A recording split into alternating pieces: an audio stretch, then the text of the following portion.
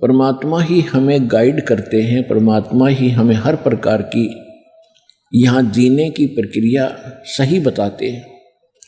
परमात्मा ने, कबीर परमात्मा जी ने आकर के सबसे पहले हमें ये सिखाया कलयुग में कि यहाँ पर जो माया जोड़ने की, कोठी बंगले बनाने की जो आपके अंदर एक गलत प्रेरणा है या व्यर्थ है, इस पृथ्वी लोक पर इसकी कतई आवश्यकता नहीं है। ये महामूर्खों का कार्य है। और जब तक हमें सत्संग नहीं मिलता तो हम उसी को सबसे उत्तम मान रहे होते हैं। और जो हम यहाँ पद प्राप्त करने की चेष्टा करते हैं, कोई मंत्री, मुख्यमंत्री, प्रधानमंत्री बनने की हम चेष्टा करते हैं, तो ये भी एक अज्ञानता का प्रतीक बताया है। कौन सी अज्ञानता का? जो अध्यात्म ज्ञान के विपरीत है।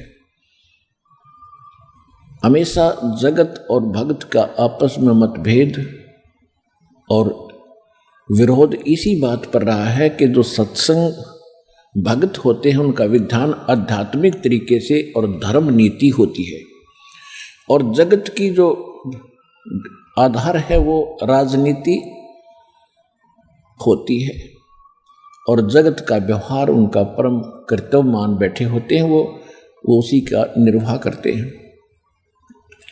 तो सत्संग में आने से पता चलता है कि मनुष्य जीवन परमात्मा ने केवल भक्ति के लिए दिया है, मोक्ष प्राप्ति के लिए। इसके अतिरिक्त हम जो भी क्रियाएं कर रहे हैं, संतानों उत्पत्ति, पेट के लिए एक दूसरे की छीना झपटी, रिश्वतखोरी, मिलावट करके अपने कोठी बंगले बनाने की हम चेष्टा कर रहे हैं, तो ऐसी जिस भी पशु पक्षी की जैसी सामर्थ्य है वो भी ऐसा ही कर रहा है। अब संतान उत्पत्ति सब प्राणी करते हैं, उनकी पालन पोषण की चेष्टा और चिंता सभी को सेम है जैसी आप जी को है। और आपने देखा होगा कि बैया पक्षी होता है, बैया पक्षी कितना गजब का घोंसला बनाता है और कैसी उसको बुद्धि दी है, किस प्रकार वो सेटिंग करता है, कैसे अपने अंडों को रखने के लिए उसके अंदर छोटे छोटे घास के तिनके, ना उसके पास सुई है, ना धागा है, ना कोई इंस्ट्रूमेंट है, और कैसे बना लेता है अपने चौंच से। तो ये इस तरह की चतुरता करते हम यदि मनुष्य जीवन को भी ऐसे ही व्यर्थ करेंगे तो ये हमारी बुद्धिमत्ता नहीं है। इसके लिए हमने परमात्मा प्राप्ति करनी है इस मनुष्य जीवन से, और परमेश्वर ने आकर के एक साधारण नागरिक का भी एक रोल किया, भूमिका की, कि सभ्य समाज और सभ्य नागरिक कैसा होना चाहिए।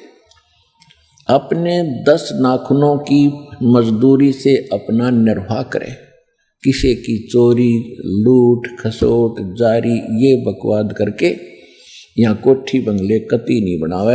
ये पाप का मूल कारण है। यहाँ रहने के लिए हमने, परमात्मा ने बताया है कि कबीर घर तो 3.5 हाथ भाई घना पौने 4, और कहाँ चढ़ावे मैडिया तो लंबी भीत उसार। के भोले प्राणी, कहाँ लंबी लंबी द्वारें मना करके तू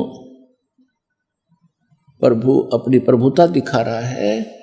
ये समय मनुष्य जीवन का ऐसे बर्बाद करने का नहीं है। भक्ति करो, और मकान तो इतना ही काफी है, घर तो 3.5 हाथ घना तो पौने 4। प्रत्येक मनुष्य की अपनी देह, अपना शरीर, प्रत्येक मनुष्य का अपना शरीर अपने 3.5 हाथ का होता है। ये जो हाथ यहाँ से लेकर कोहनी तक है, इसको एक हाथ बोला है। ये मेजरमेंट के लिए है। प्रत्येक प्राणी का 3.5 हाथ का शरीर है। तो परमात्मा कहते हैं आपने चाहे 4 कमरों की कोठी बना ली और ऊपर नीचे 8 कमरे बना लिए, एक ही कमरे में एक कोने में एक चारपाई के ऊपर आपने विश्राम करना होता है, बाकी शेष आपका व्यर्थ है। तो क्या बताते हैं भाई, घर तो 3.5 हाथ, और गणा तो 4.25, ज़्यादा चाहता है तो 6 इंच और बढ़ा ले, 4 इंच।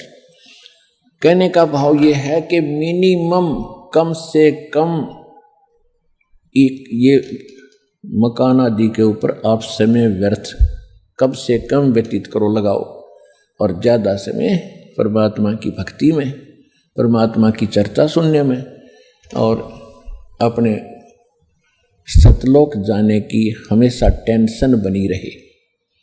जो चिंताएं हमने यहाँ पाल रखी हैं ये व्यर्थ की हैं और ये स्वाभाविक हैं जब तक हम भगवान की शरण में नहीं आते।